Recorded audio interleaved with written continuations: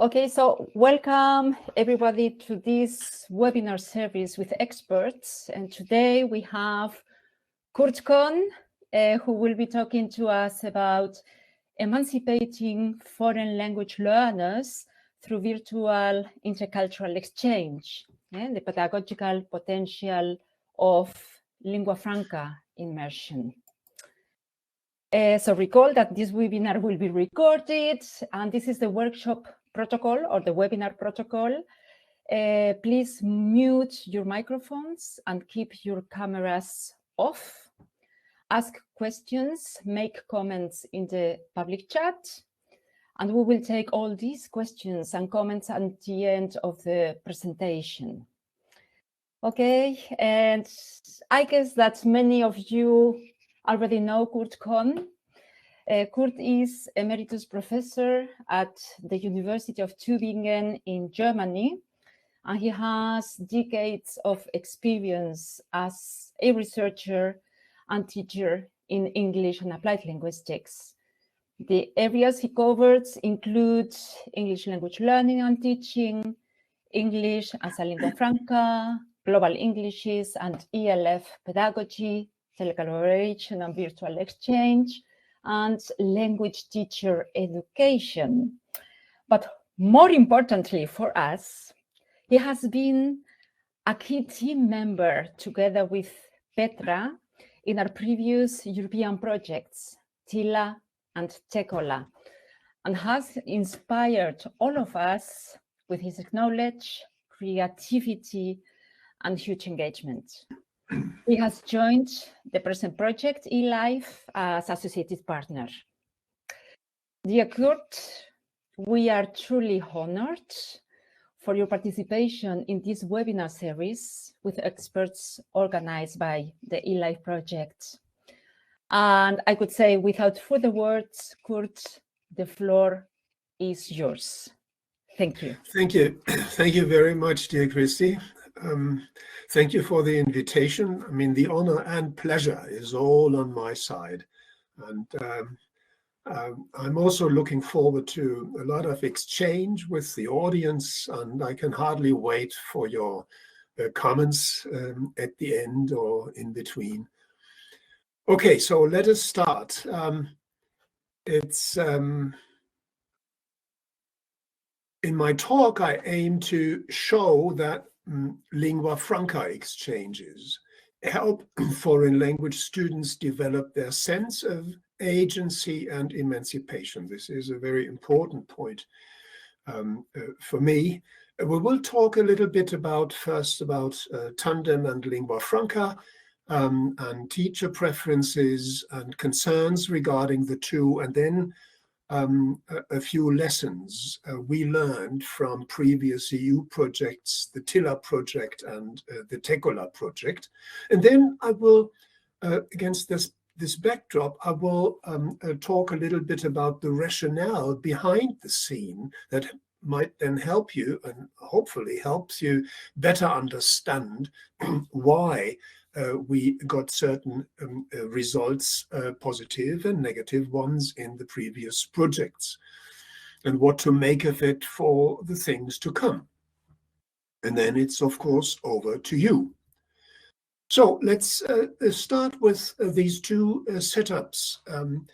It's all about intercultural communication in the foreign language classroom and how to make this possible in the foreign language classroom.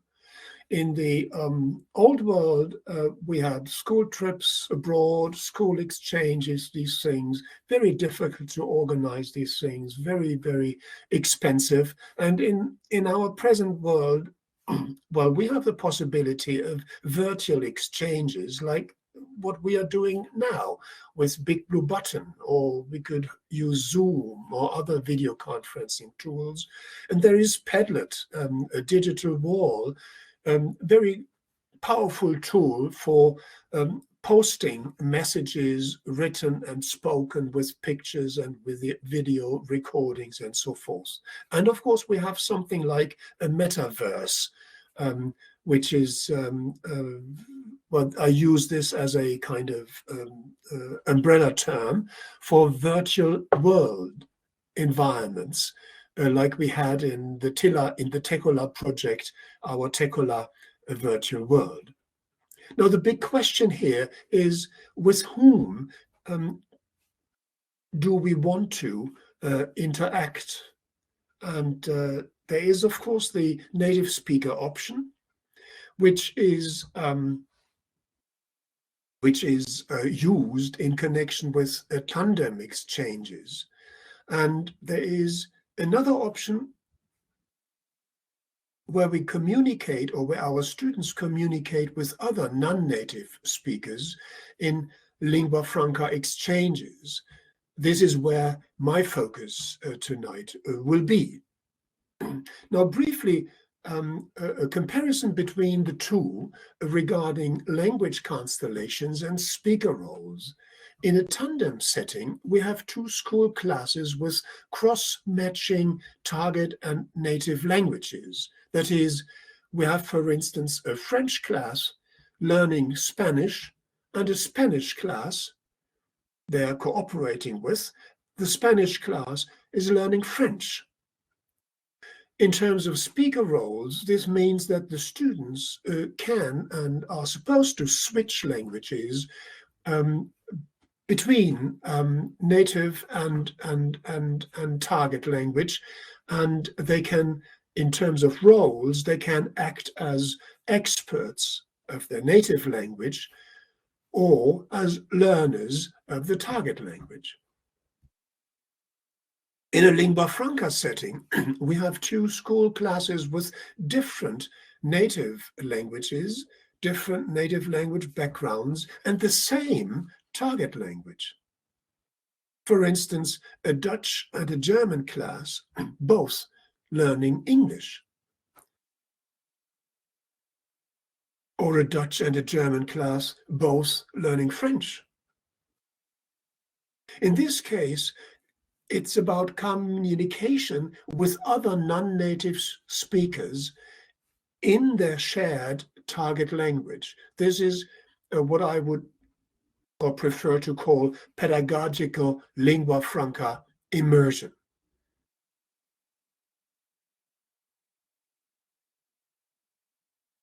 When you look at foreign language teaching, then traditionally there are three main characteristics. There are lots of differences, of course, between countries and cultures, and also within a country between different schools. But still, there are these three main characteristics, namely that foreign language teaching has its focus on the target language and culture, be it English or French or Spanish or German.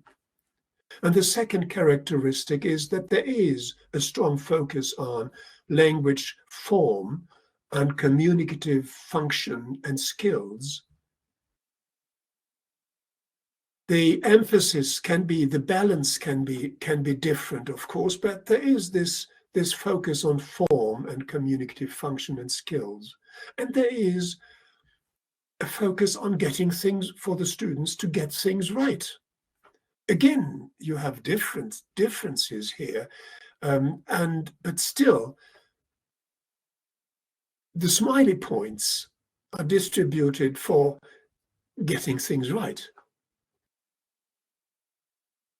Many teachers, against this backdrop, many foreign language teachers, that is our experience, tend to prefer tandem exchanges for their students with other native speakers.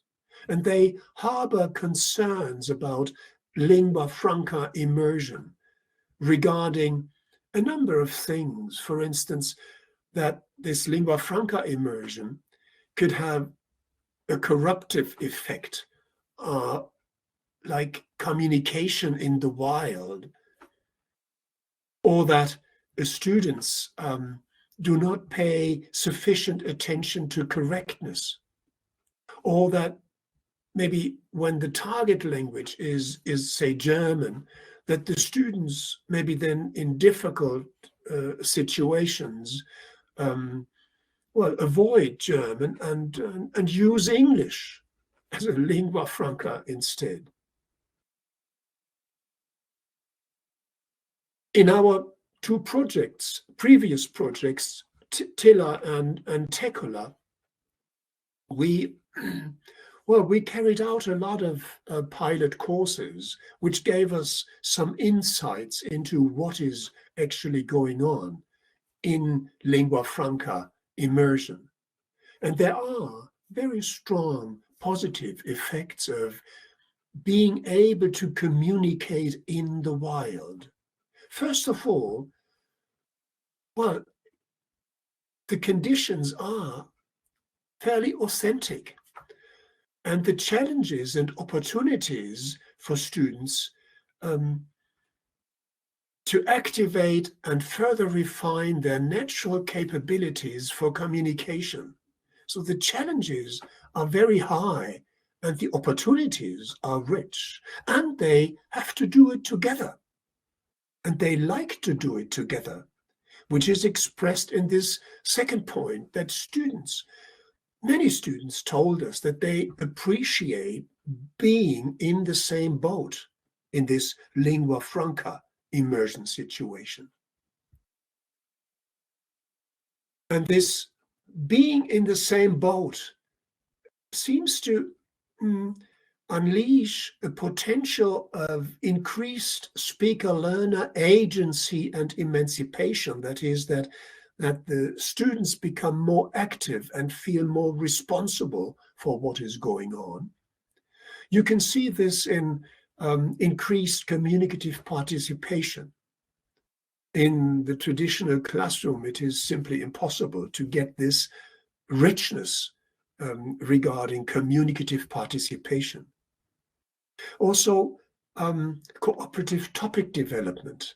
We notice that even in exchanges where the students had to discuss, were given a certain topic to discuss, they love to go beyond this topic to bring in their own thematic interests, which of course increases the authenticity of the experience.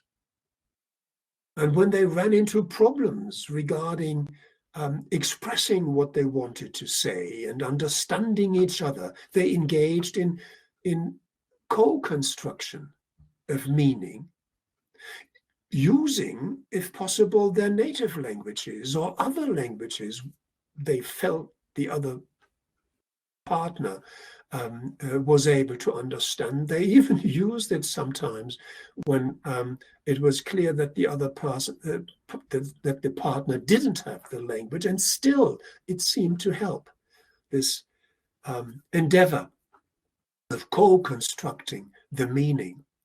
Social presence and empathetic rapport, like,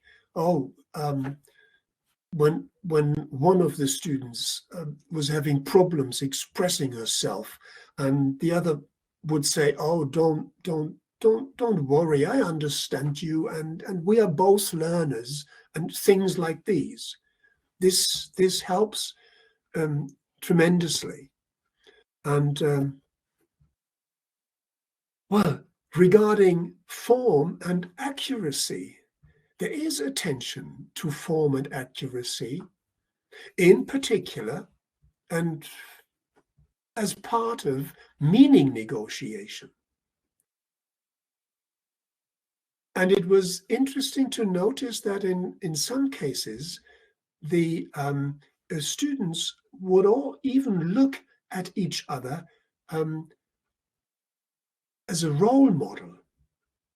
Like in an exchange between French and Dutch students, and in this case the target language was German, the Dutch students noticed that the French students were much better and were paying more attention to correctness. Of course, in France, foreign language teaching maybe seems to be more strict in this respect. So that there were a little more advanced with regard to getting things right. And the Dutch students said, oh, I want to get there as well. So it was an incentive for their learning ambition. You can read more about these things in the article I mentioned at the top of the slide here, where we present a lot of information on these experiences. And I would in particular draw your attention to Linda Heisen's book, Task Engagement in Virtual Pedagogical Lingua Franca Communication. This was carried out based on the studies were carried out based on data from the Tekola project, and you find a wealth of insights regarding lingua franca immersion experiences. It's also interesting and important to notice that the students need to pay attention to negotiate task understanding and criteria of success. In one case, for instance, a Spanish and a German student had a discussion about how to go about the task. The German student was more relaxed and wanted to, well, do certain things, where the Spanish student felt, no, we have to stick to the instruction and so on and so forth. And he brought this up with his teacher. And the teacher, she explained to him, yes, it's perfectly okay in this situation that you are more flexible and more open with regard to what you do, and that you can negotiate it and should negotiate it with your partner. We noticed something interesting regarding communication monitoring, and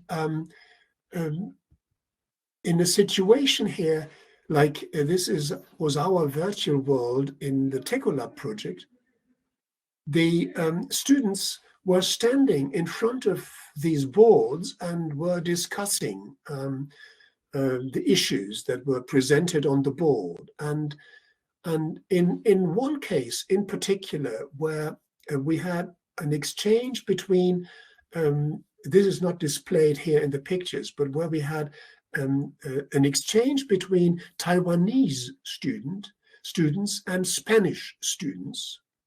I was doing the recording, and it was perfectly clear for me that they were having serious problems understanding each other, simply because of their pronunciation.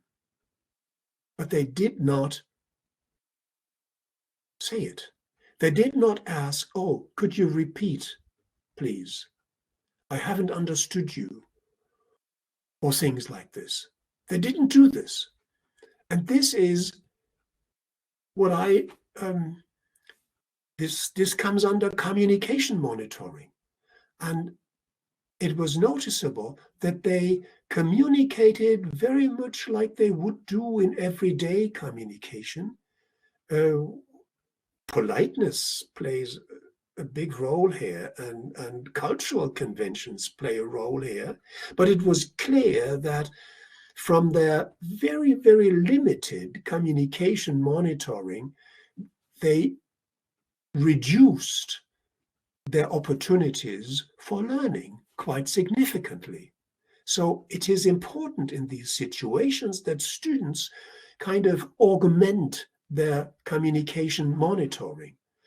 Regarding the school effect, that was something we noticed here in this discussion regarding waste avoidance. In one case, we had a more advanced a Dutch student and a German student who had problems expressing himself. And the Dutch student was much quicker, and so they moved from one station to the next. And the Dutch student, she would read what they needed to discuss, and then she provided the answers, and then she said, okay, now let's move to the next board. So she took over, and obviously it did not happen what we wanted them to do, namely to engage in a discussion in front of these boards. And it was like as if the Dutch student was focused on the task, like in a school environment, and that it was more important to get this task done than to engage in a discussion. After they had completed the learning path, they were standing around, and I was somewhere in the background and could hear what they were talking about. And in this case, they were talking about more personal things. And the Dutch student, she was interested in the German student's life and what he did in his free time and so on and so forth. And she patiently waited for him to complete his sentences and to find words for what he wanted to say. So this was kind of outside, as if outside school. And it's very interesting that you find these differences, and it's important for teachers then to pay attention to this and to make their students aware of how to proceed so that they have best learning opportunities. Okay, now against this backdrop, I would like to very briefly run you through the rationale behind the scene. It is all about understanding and coping with the wilderness of lingua franca communication. And I think as teachers, you need to know what is involved here in order to be able to provide best support for your students. And these are the three, what I feel, important questions, namely, what is the wilderness of lingua franca communication? What is it, and why is it what it is? How are speaker learners able to cope with the wilderness of lingua franca communication? So quite obviously, they are able to cope. And how can we enable them to get there, to become better? You find more about it in these two articles I have given here on this slide. Now, first, what is it? Well, lingua franca communication, lingua franca immersion can be pretty messy and handicapped by serious misunderstandings. And when you ask the students, when you ask the speakers, then they will often tell you that they perceive their own performance as, well, only weakly successful. Yet when you look at the literature on English as a lingua franca, pedagogy, or English, global English is pedagogy, there are these euphemistic characterizations. Like it's flexible, it's fluid, it's dynamic and variable, heterogeneous, ad hoc, emergent, complex, all these characteristics that give a kind of positive picture. Now, the question is, it is messy and riddled with misunderstandings and not always successful. Why is it what it is? Well, of course, there are innovative and strategic uses of one's language resources. And there is something which is usually not taken into account, namely this gradual expression of one's thoughts while speaking or writing.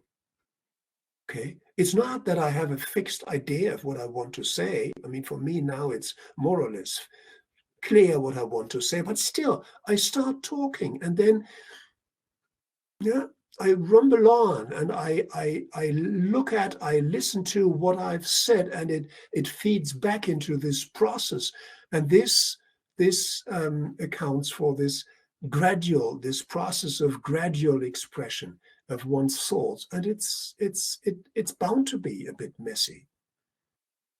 Then there are these cognitive, attitudinal, and behavioral divergences between speakers that have to be dealt with. And of course, there is poor expressibility. I do not always have the words and phrases in my foreign language the way I would love to have it. But yet, speakers are able to cope. And how is it possible for them? Well, there is their natural communicative capability, their natural capability for communication. Here you can see a few of the, or what I consider the main characteristics or qualities of speakers' natural capability for communication. Of course, there's creative processing and strategic processing. We want to reach certain objectives. And very importantly, there is contextual inferencing. Contextual inferencing, both in connection with comprehension and production. For instance, here, when you look at this example, the phone is ringing, I'm in the bath. Well, we perfectly understand what is going on in this exchange, but most of what is going on is not made explicit on the surface of the exchange, on the linguistic surface of the exchange. This is where contextual inferencing comes in. And the same in production. You have to anticipate your partner's capabilities in this respect. Here we have, in this box, we have another example taken from a lingua franca exchange we recorded, and the students in small groups, they were asked to discuss a certain company-related problem. And at the very beginning, one of the speakers, A, asked or said, "You all understand problem?" And the others said yes or nodded. And then they started discussing the problem. At the end, we carried out introspective interviews with all the speakers, and it became clear in this retrospective interview that speaker A had not understood the problem at all. So, which explained why he wasn't particularly successful in the discussion. Again, contextual inferencing. And what you can also notice here is that empathy and cooperativity is necessary for successful communication. Obviously, the other speakers were not able to put themselves into the shoes of this speaker, be empathetic, and then try to work out things together. And the speaker himself, he did not say, okay, I want you to help me with the problem. So this would have been augmented communication monitoring. All these things are available to speakers, but they have to be able to make best use of these things for communicative success. What kind of language? Well, here we have to distinguish between teaching and learning for comprehension, teaching and learning for production. For comprehension, of course, it is important to, in this intercultural context, it is important to be exposed to a rich range of varieties and variation of the target language to practice my comprehension abilities. But with regard to my own production, is it necessary to have this wide range? No, certainly not.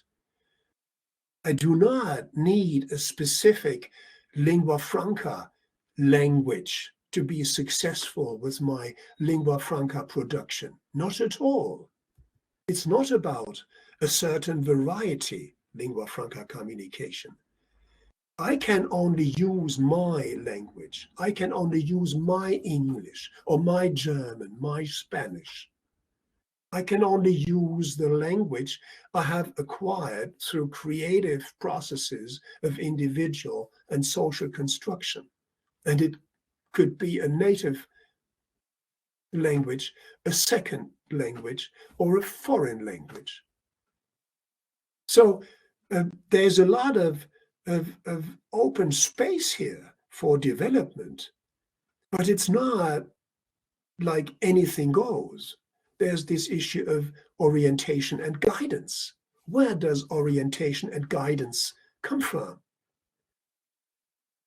This is apart from the learners, the students' background and their learning investment and whom they communicate with.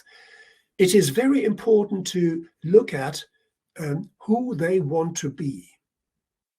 That is, their personal requirements of communicative and communal success.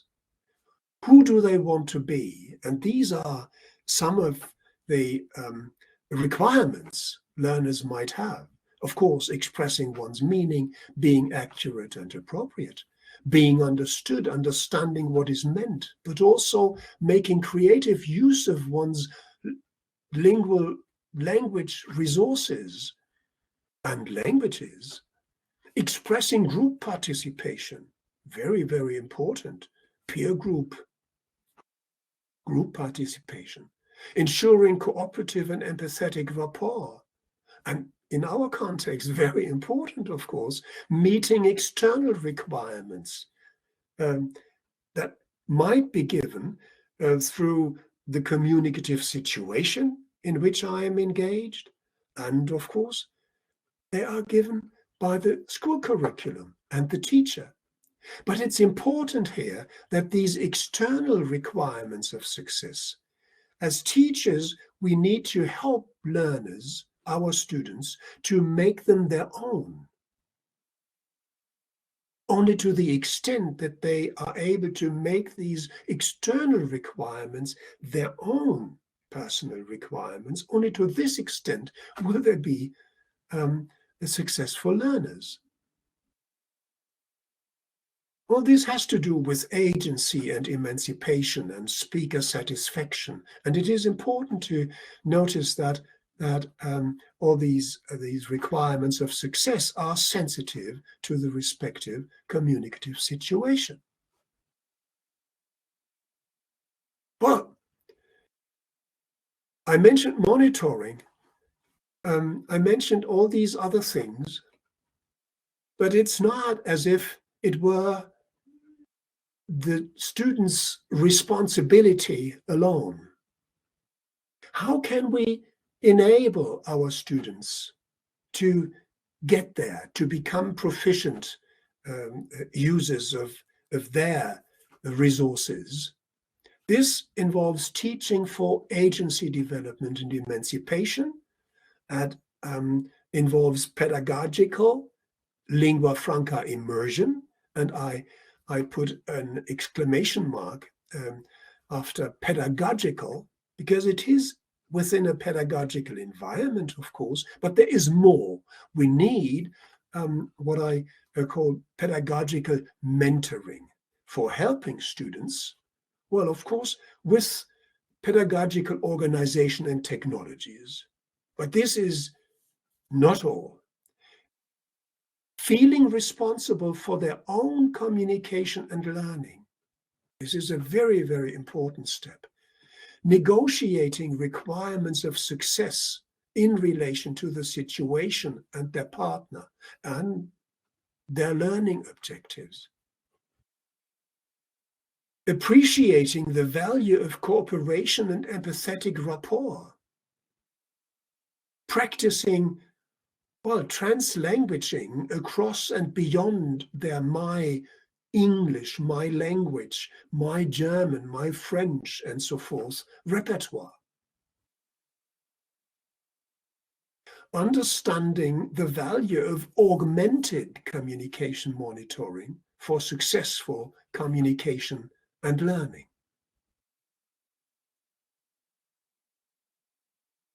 For getting started, I would like to give you, as teachers, it's a report which was written in the TILA project. It was published in 2015. It's about telecollaboration for intercultural communication and foreign language learning. It's a best practice report which covers pedagogical rationale and then, most importantly, examples of best practice and pedagogic implementation step by step. And you also find information here on the Erasmus project Tekola on the website. Go to resources, and yes, the report here in the TILA report, you can download it here from the TILA website. Go to resources and you find the things here. Okay, thank you very much. And now it's over to you.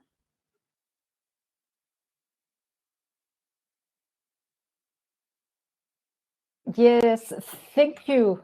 Thank you so much, Kurt, for this very insightful and inspiring presentation on lingua franca immersion and empowering the learner in virtual exchanges. I guess that there are many questions you want to address to Professor Kurt Kohn. Yeah, can you see the reactions? Thank you so much. Thought-provoking.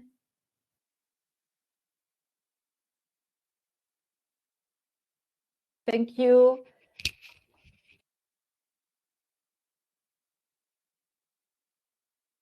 They have learned a lot, says Nancy. Yeah, but now let's talk a little bit. I mean,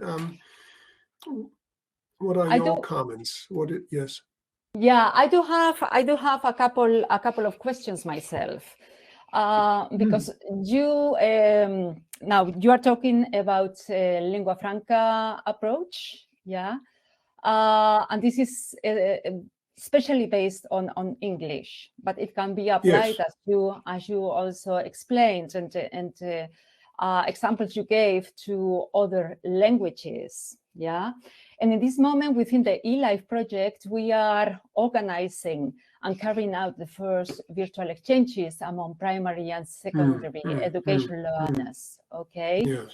So we see the English as a lingua franca surrounding us, yeah? It is a reality in this globalized world, but we don't see that so much in relation to French, to German, or to Spanish, yeah. And I think that some teachers might be reluctant and might think that communicating with a native speaker of French, German, or Spanish might be more beneficial for the learning process, yeah. If we think on the sociocultural theory to learning following Vygotsky, while interaction with expert peers would help us along the learning process.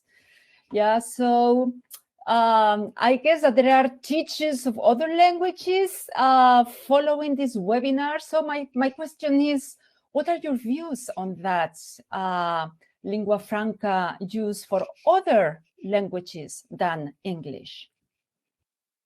Yeah, well, I actually see this as, I mean, this pedagogical lingua franca immersion approach. I see it as an extension of communicative language teaching, not only for English, but also for other languages. But you're right. Teachers, foreign language teachers, for the reasons I mentioned in my talk, many of them will certainly be very reluctant to adopt this approach.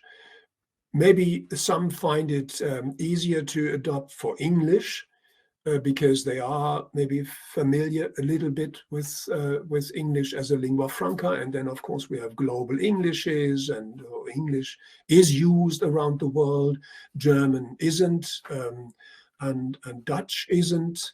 But still, I mean, the examples I gave you, and when you go to the article I mentioned with regard to these positive outcomes, Petra and I wrote about learner agency. This was about learning German, or most of the data was about learning German, and we had at the very beginning in the TILA project, we had an interesting experience with a French teacher, a French teacher of German, and a very, very strict, very sound pedagogical and strict pedagogical approach she adopted, and she was very reluctant regarding using this German as a lingua franca, pedagogical lingua franca. And in a way, she was forced to do it because it was very, very difficult to find, in this case, not possible to find suitable partners for a tandem constellation. Because, I mean, you need a class, a school in England or in the States who also learn German, and so that you have this tandem exchange. So we did, she agreed to give it a try, and she was very positive about the entire approach at the end, because she saw that her students were given their best to communicate, and she also realized that communication out there in the wild is something different and richer than what you can possibly have in the classroom and what you can have with a native speaker. I mean, it depends a lot on the students. This is not an argument against tandem, not at all.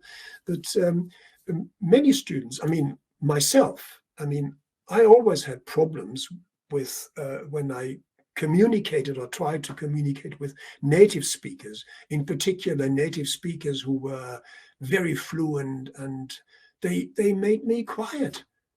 They made me quiet. And with other non-native speakers, I was able to open up and talk and experience my capabilities. And I think it's all about this. So I think it's very important to give it a try.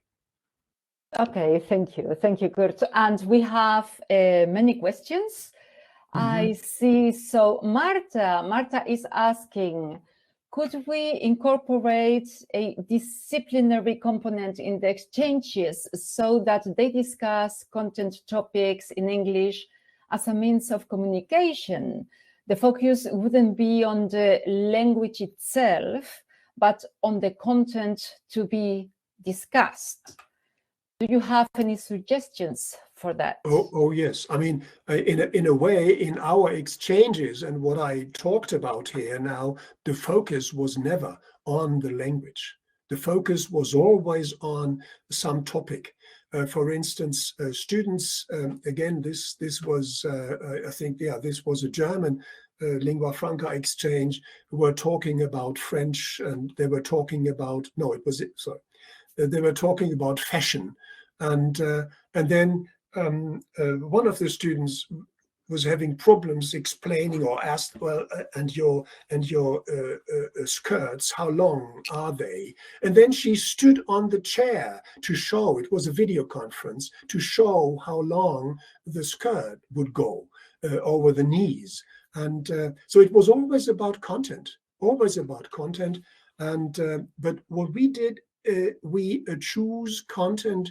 In this case, the students had easy access to from their everyday lives, because we saw not heavy intercultural content with concerning controversial issues, because we felt that before students discuss controversial issues where things can get hot and maybe nasty, they would need to learn to cope with this situation and to develop their sense of cooperativity and empathy and inferential processing and all these things. And then, of course, one can move to these other topics. So it's content, and I also see this pedagogical lingua franca immersion approach in connection with CLIL or English medium instruction. Certainly, we have a typical situation for this kind of immersive approach, and where students can profit from the things I have mentioned here. Okay, thank you.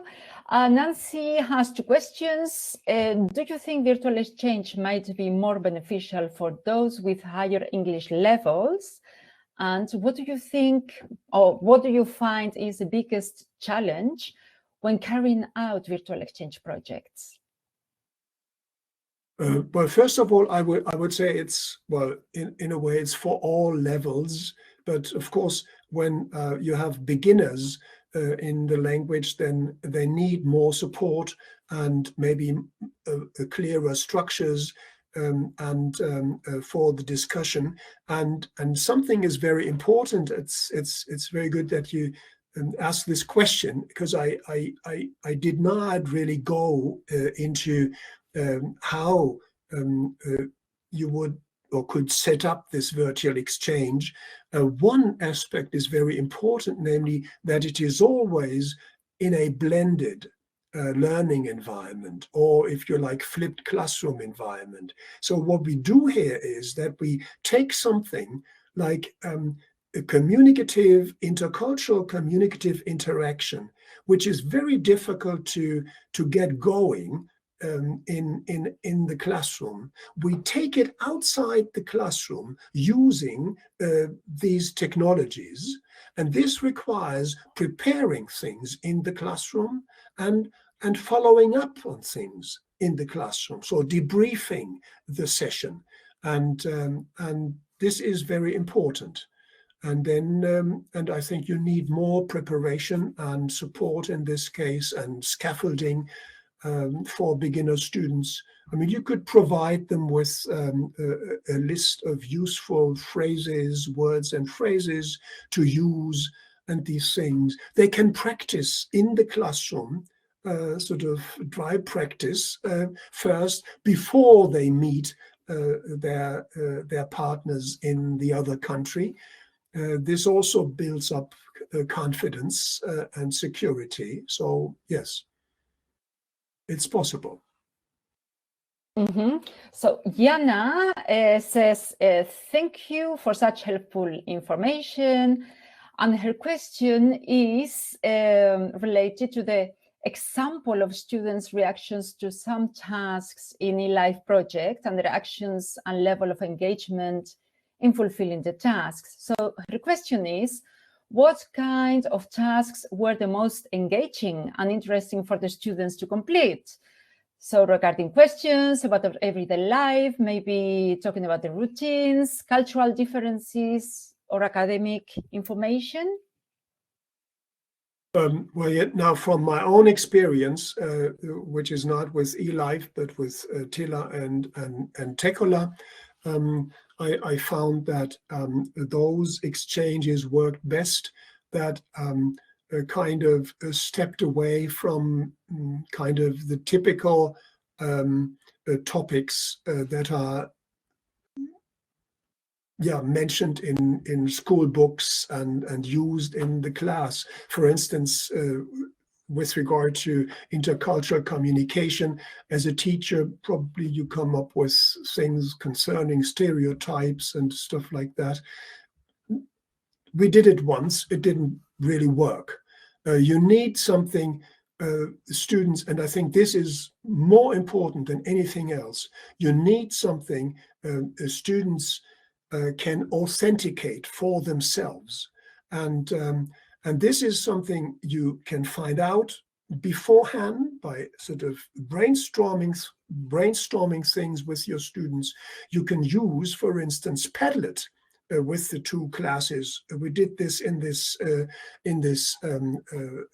Taiwanese Spanish exchange, where first in Padlet sessions, the students presented themselves, their cities, and then they exchanged, discussed things using their written and spoken posts and so forth. And out of this kind of then emerges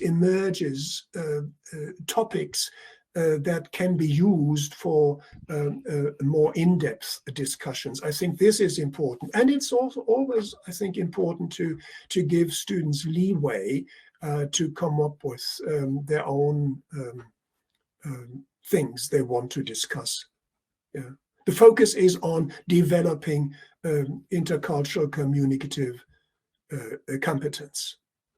Yeah. Yes, and in relation to what you are saying, Kurt, we had a first virtual exchange with students from a secondary school in the Netherlands and a secondary school in Spain. They started today participating in these exchanges. They used Padlet in order to introduce themselves.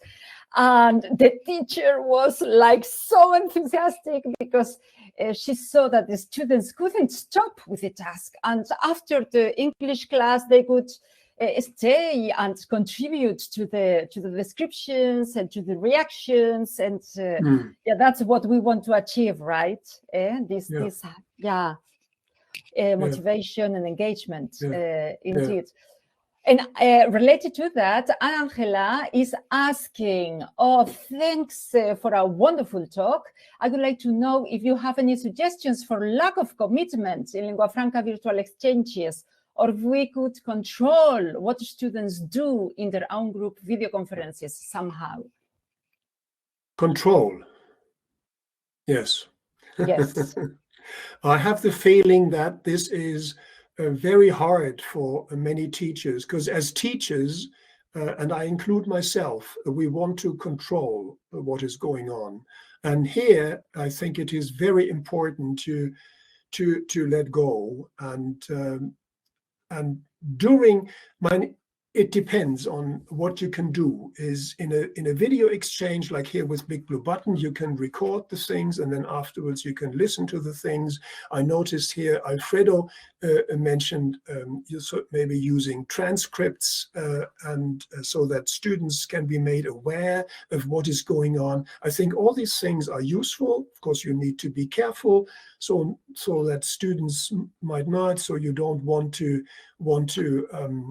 in front of the class to expose their weaknesses. So one has to be very, very careful with these things.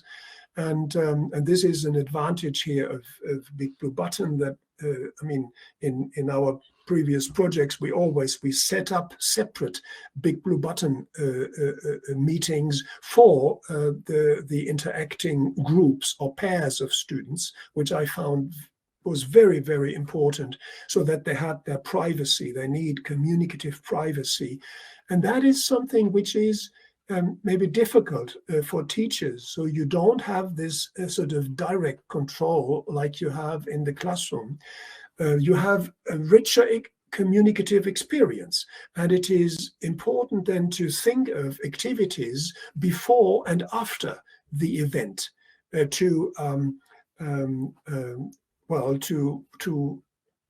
I would say monitor what is going on. And this reminds me of pedagogical mentoring I mentioned at the end of my talk. This is very, very, very important. And a lot of pedagogical mentoring of the things I mentioned there, they have to take place before the meeting, not during, or afterwards. And ideally, what I always found was a big problem for us in these projects was that most of the exchanges were first time.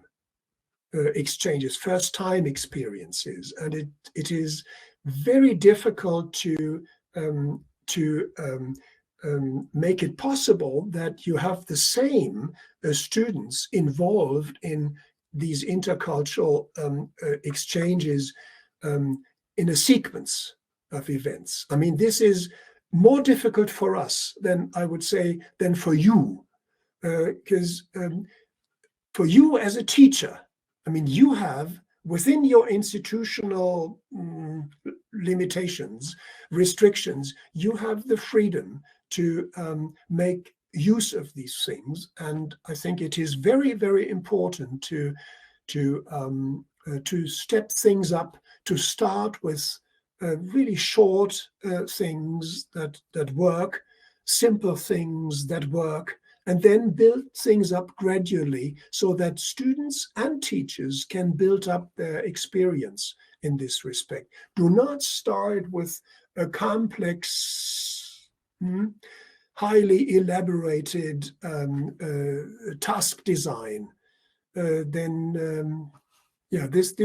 could be something at the end, but build things up in this incremental step-by-step fashion. And yes. Yeah, and Günther is asking about the first meetings, yeah? What is your advice for the first week of such a lingua franca exchange? I've tried them each time for about 5 weeks. My students, says Günther, loved them, but not in the beginning. I had to nag them a lot. Everything was asynchronous and video-based due to time zone differences and 3 participating countries. Also, could you touch upon ways of reassuring students for whom such an exchange is a bit overwhelming? And he means, how can we best watch out for their mental health?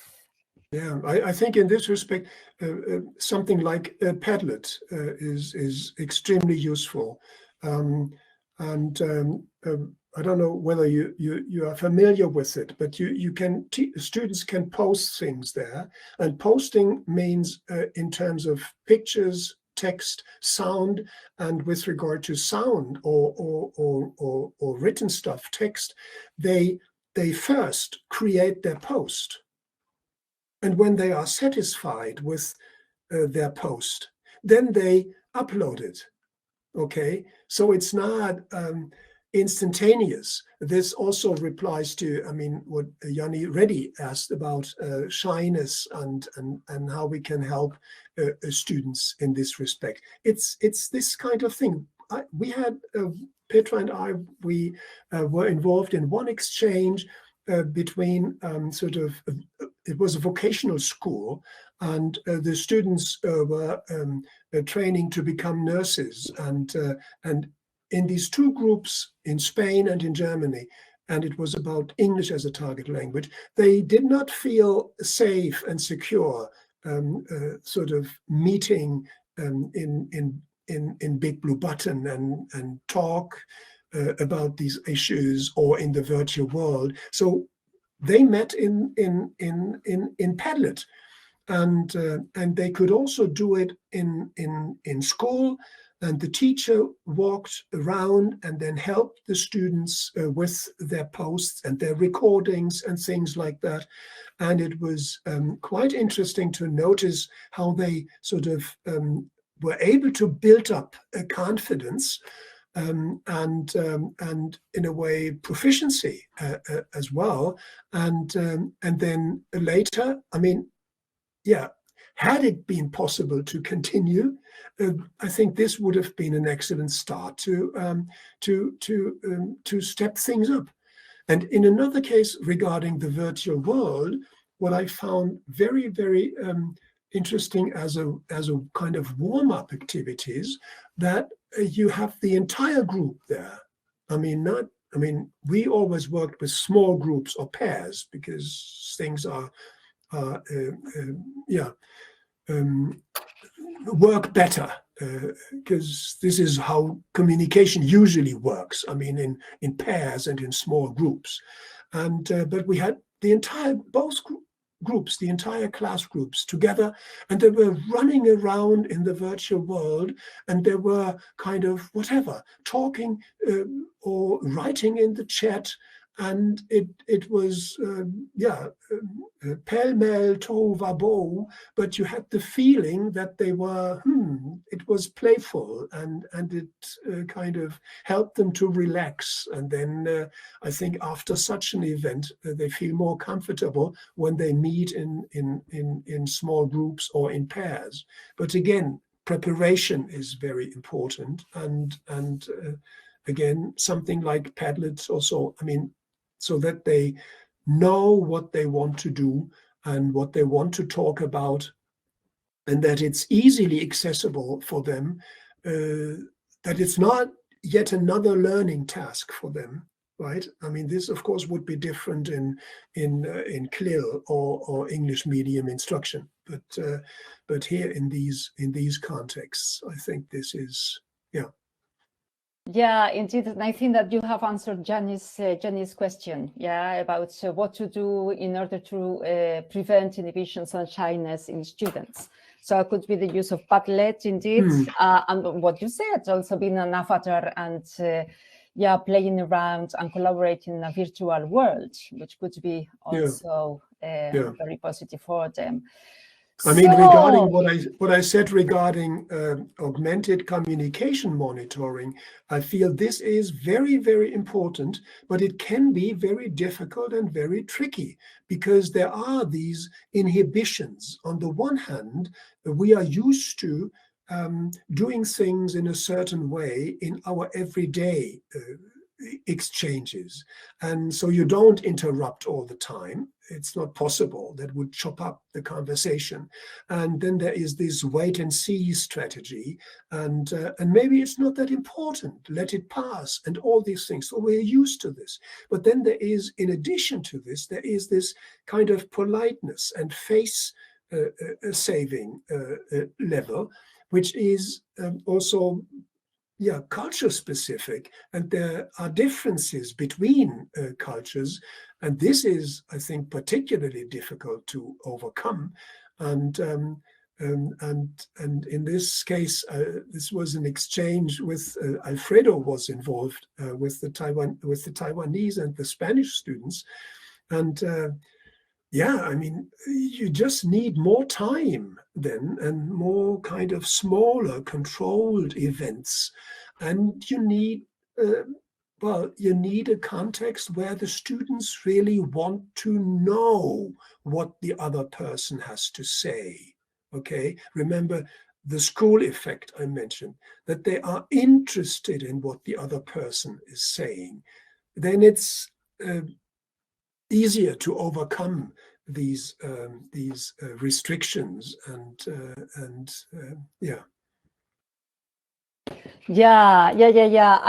I think that education and language education is really a fascinating job we have as teachers or teacher trainers, researchers.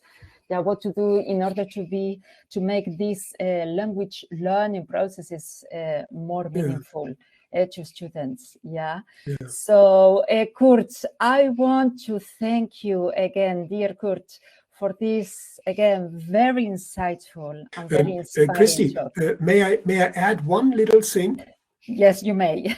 I mean, I sorry, I mean, you know me. There was this, I don't know who it was, if it was Gunther or someone who also mentioned virtual exchange, and so I think it's and in one of your questions this came up. For me, what we are doing here is first and foremost about communication and intercultural communication. The virtual exchange, the telecollaboration part here is, for me, a tool, an instrument which I use. I mean, this is why I choose this title, like a virtual intercultural communication instead of intercultural virtual communication. You can see it from both sides, of course. I mean, your main interest can be, of course, on implementing virtual exchanges at your school. And then you start thinking about how you can create some added value with regard to other things you would like your students to do. And then it's intercultural virtual communication, right? So it's very important that you, now I'm talking about you teachers. It's very important that you get your own grasp on this topic, and that you think of what you want to do and what is important in your kind of local institutional context, and with your students, what is important for you and for them. And that is what you take as a start for then designing the exchange. And of course, not to forget to design the exchange in close collaboration with your partner teacher. And okay. You might be surprised as regards the differences that might crop up, but this is only all the more refreshing and stimulating. Okay, but now I'm Yes, Kurt, because we could spend hours talking to you and listening and asking all kinds of questions and sharing reflections and experiences with you. But I want to thank you. I want to thank you again, Kurt, for this very, very good presentation. And I want to thank everybody, because this has been a real, truly interactive experience with all those questions and all those wonderful answers on your part, Kurt. Thank you, Thank you very much for the presentation. It was great having you here. And I would like to wish you all a very nice evening, night. Okay? Okay, thank See you next time. Okay. Bye-bye, Bye-bye. everyone. Bye-bye, everybody. Everyone. Ciao. Ciao. Adiós. Adiós. Amigo. Very. Tschüss. Tschüss. Bye-bye. Bye-bye. Bye-bye.